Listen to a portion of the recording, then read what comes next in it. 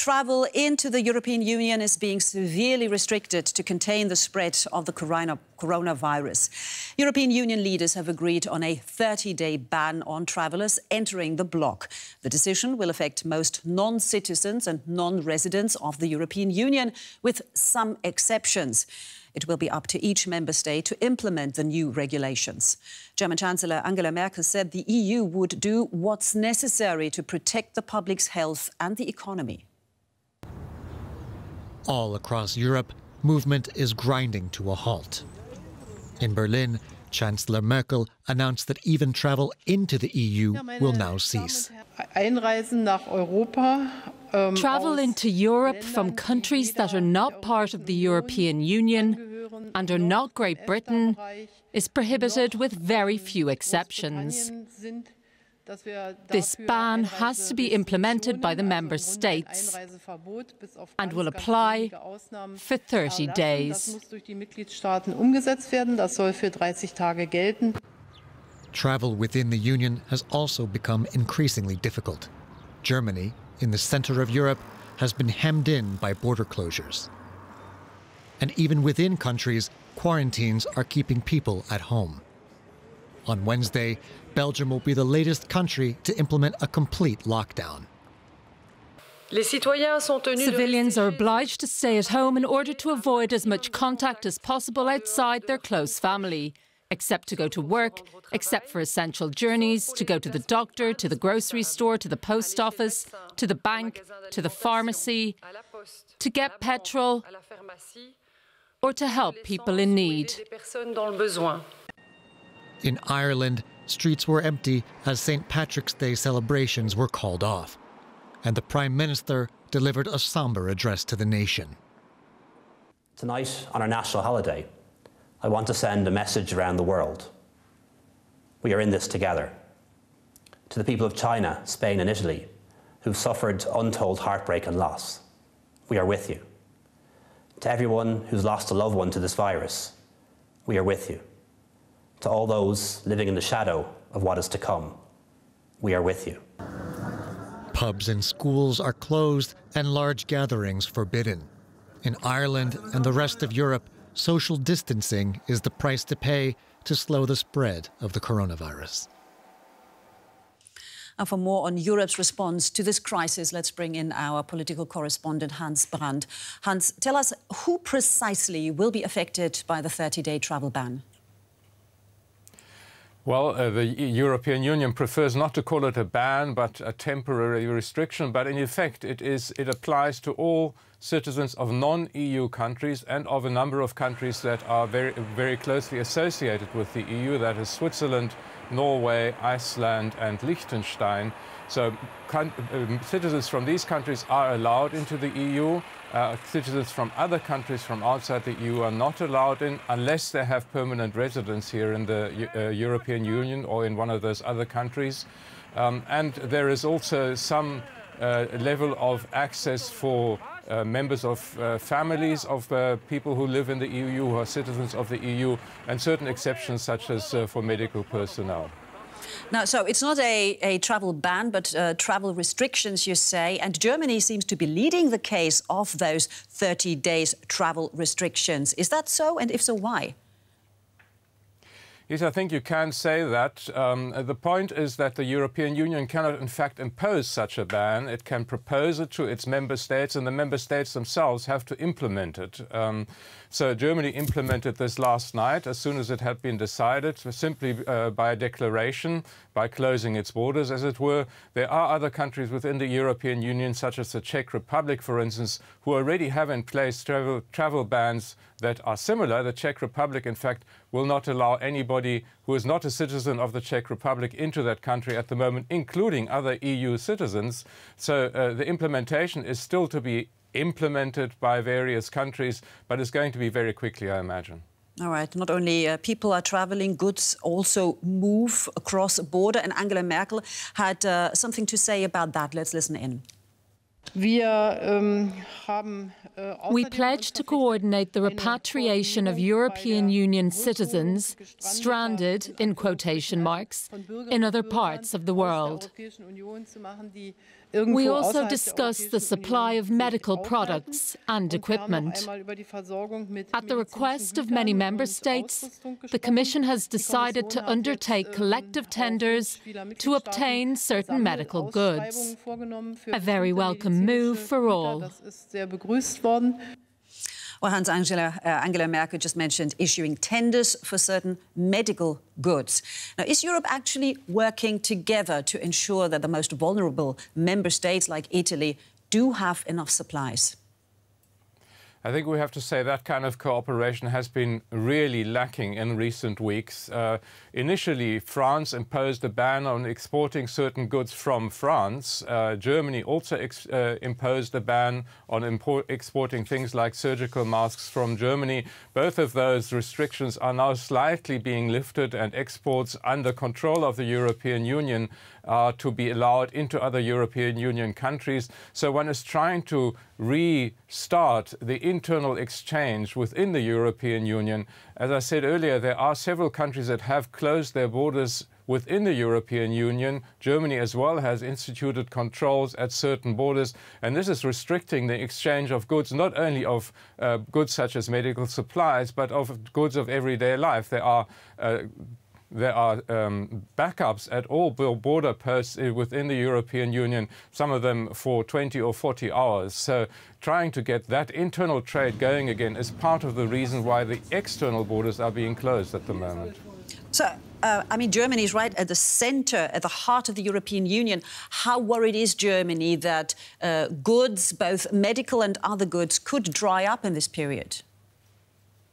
Well, at the moment, the Germans are saying that, supplies of daily life, food and medical supplies are not restricted at the moment. There's no problem with getting them. Shops, in fact, are being opened on Sundays, which is unusual in Germany, so that people can get their daily goods.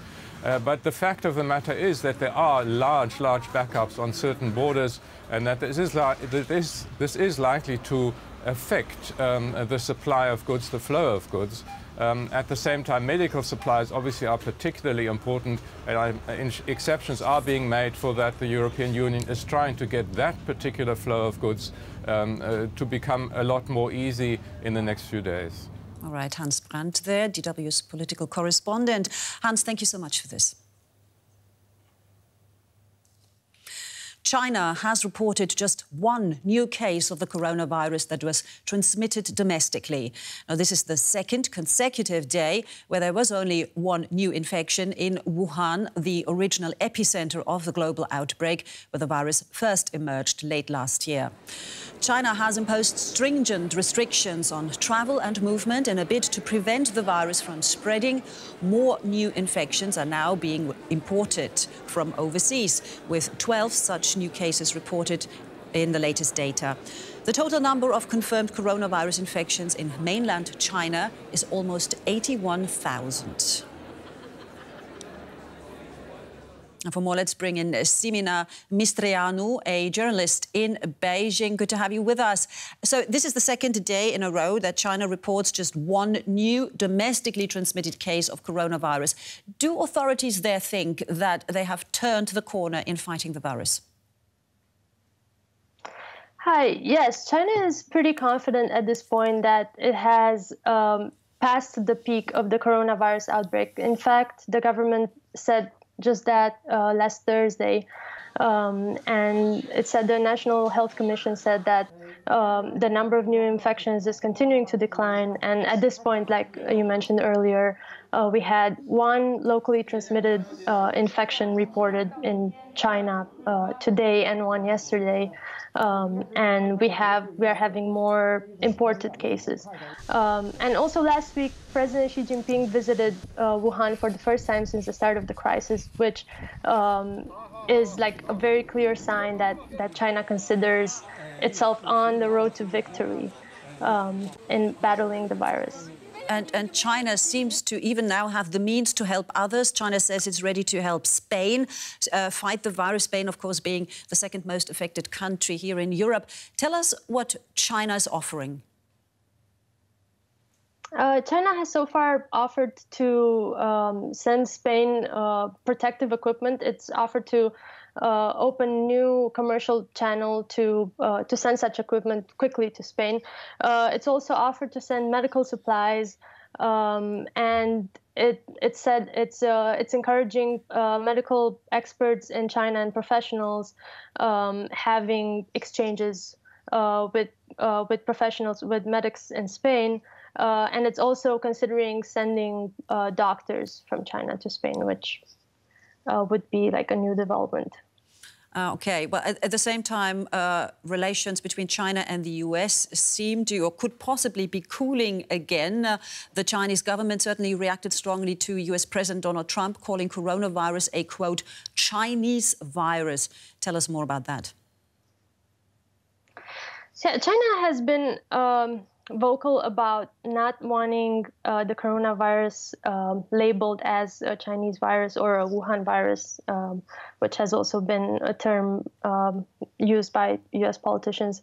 And on the one hand, their official discourse coming from the foreign ministry is pretty balanced. They're saying, like, we're supposed to help each other as countries fighting together against this outbreak. On the other hand, they do have certain more rogue voices, such as a foreign ministry spokesman who tweeted last week that it is actually possible that the virus was brought to Wuhan by the US Army, which is kind of a conspiracy theory that hasn't been proved. And then we also have the Chinese state media who are kind of peddling these conspiracy theories. So like it often happens in China, you have two trains of discourse that come from the government that are like kind of a bad cop, good cop situation. All right, so a bit of a blame game going on there on both sides. Ximena Mistriano, journalist in Beijing, thank you so much for your time. Thank you. Well, turning back to Europe, where Spain, as we just mentioned, is one of the countries currently hardest hit by the virus, with nearly 12,000 confirmed cases and over 500 deaths. To slow the spread of the infection, the country has been in a nationwide lockdown since last week. But the tight restrictions on travel and commerce have hit the country's vital tourism industry hard. DW's Jan-Philipp Scholz reports from Seville. The historic centre of Seville is like a ghost town. The lockdown and the government-ordered closure of all restaurants and bars is having the desired effect. Hardly anybody is out on the streets, and tourists are nowhere to be found. Closed due to reasons of public health, those signs are visible everywhere in Sevilla at the moment. Tourism is Spain's third most important economic sector, and Sevilla is one of the most popular destinations. Nobody even dares to think about the long-term consequences for the economy at the moment, but the first devastating effects are already visible for small enterprises. This is despite promises from Madrid to provide emergency credit for the tourism industry and giving small businesses a break from paying taxes for the coming months. The measures are part of a massive relief package announced by the Spanish government.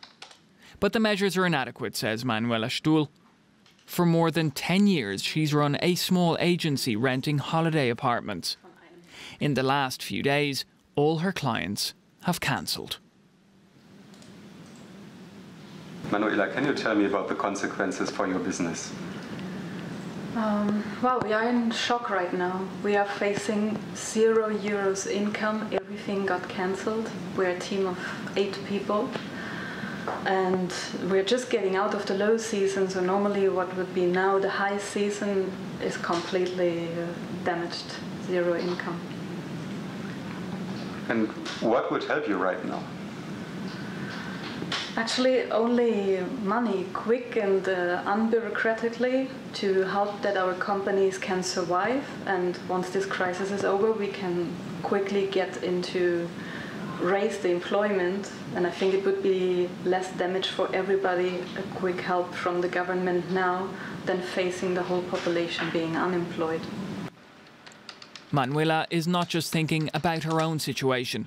Her employees and their families will suffer financially with the lockdown expected to last longer than the original 15-day period.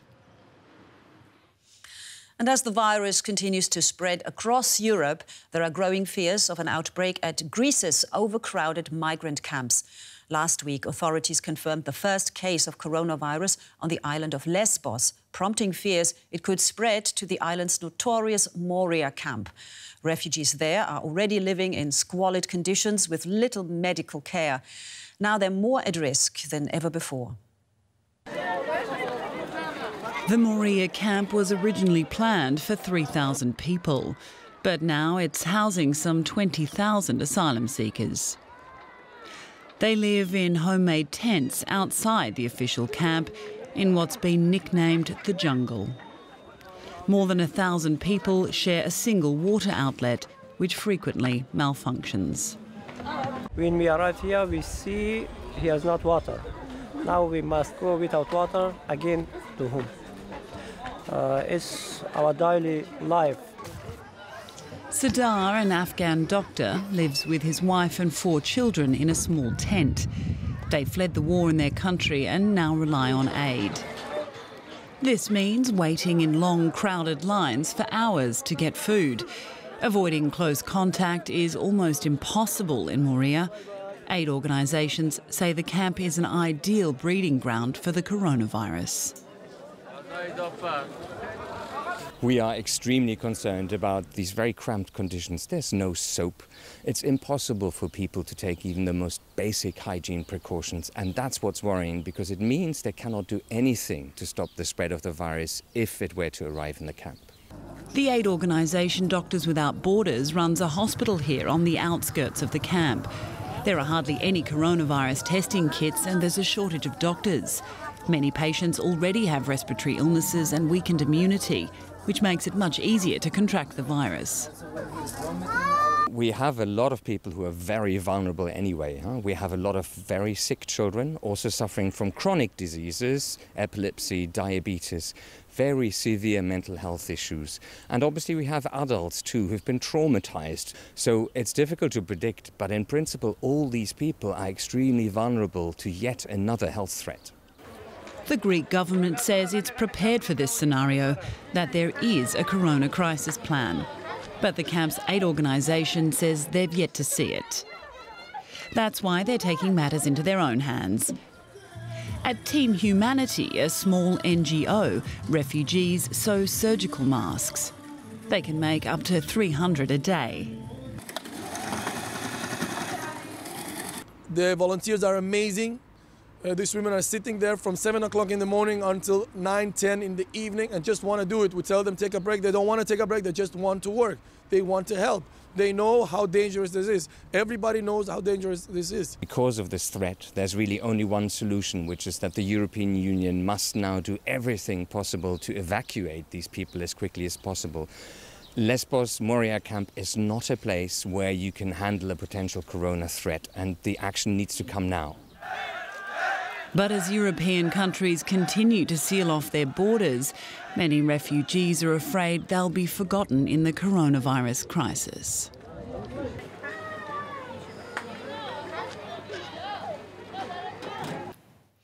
We're staying in the US. The Trump administration is proposing an $850 billion stimulus package that would, among other measures, send a $1,000 check to every American.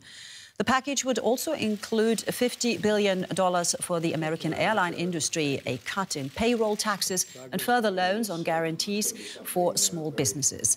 The plans come as governments around the world scramble to send direct aid to citizens affected by the pandemic. It would still need to be passed by Congress. Asian markets are mixed today. Taiwan is in the red, while Japanese and Chinese stocks are trading in positive territory. Investors are still reeling from the fallout of the coronavirus outbreak. News that the US government is readying a huge stimulus package of $1 trillion to help individuals and business get some relief from effects of the COVID-19 pandemic hasn't calmed market nerves. Experts are warning that the virus fallout could trigger a global recession.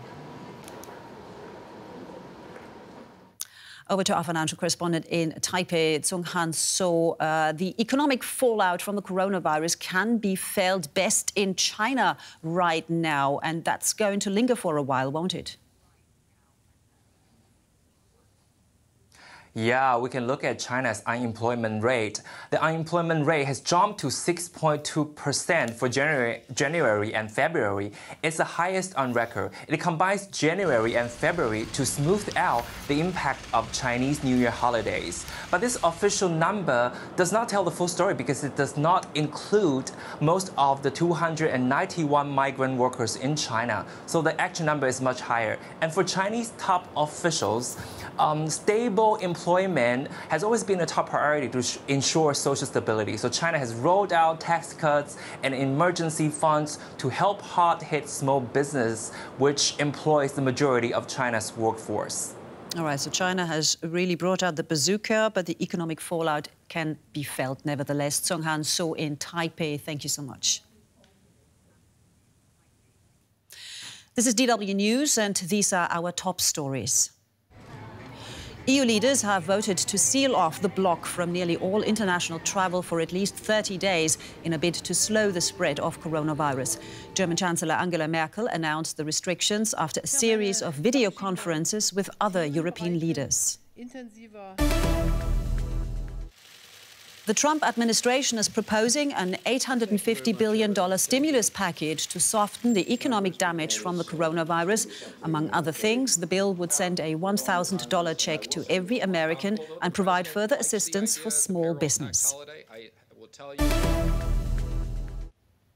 Former Vice President Joe Biden has swept Tuesday's Democratic presidential primaries in the U.S. The voting went ahead in Arizona, Florida and Illinois, despite fears about the spreading coronavirus. The state of Ohio postponed its scheduled primary due to the pandemic. European football's governing body UEFA has confirmed the postponement of the Euro 2020 tournament until next year. It hopes the move will allow domestic leagues to complete their seasons and minimise the pandemic's financial impact on football clubs.